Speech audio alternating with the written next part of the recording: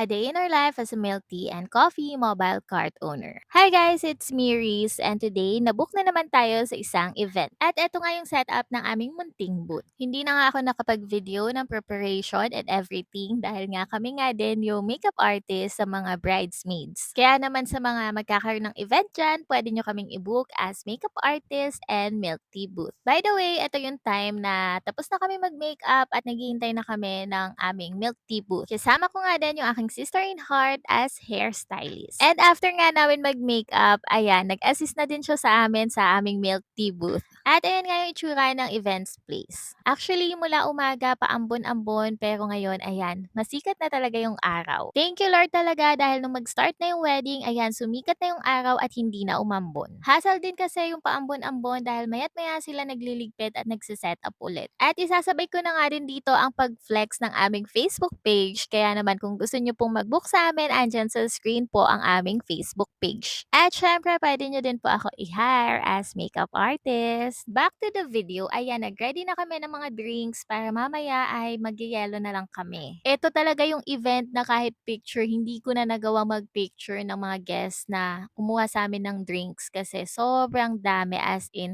200 cups kasi yung binook nila ma'am and tuloy-tuloy yon. Yung 200 cups parang na-serve lang namin sa loob ng isang oras. Kaya ito na yung time na paubos na yung drinks at ayan, na-enjoy na namin yung party kasi konti na lang yung mga kumukuha sa amin. Kaya naman ito yung itsura ng nakapag-serve ng 200 cups. Sobrang haggard over sauce na kami pero carry lang, masaya pa din kami. And syempre, congratulations nga pala Ma'am Dayan and Sir Freddy sa inyong wedding. Thank you so much Ma'am Dayan for booking us and for booking me as makeup artist and bridesmaid mo. After nga ng wedding and after ng 3 hours ay nag-pack up na din kami. Pero may nakita kaming ano bang tawag dito? Basta yun umiikot na ganyan. So, naglaro muna kami. O, di ba ang saya? Ganito kami every time may event kami. Ine-enjoy lang talaga namin and hindi namin tinuturing work para hindi kayo mapagod. O, ayan, si Daddy. Pagod na siya kakahakot. Tapos kami nag-e-enjoy dito. So, ayun lang guys. Thank you so much for watching and i-flex ko na din yung mga pictures namin. Bye!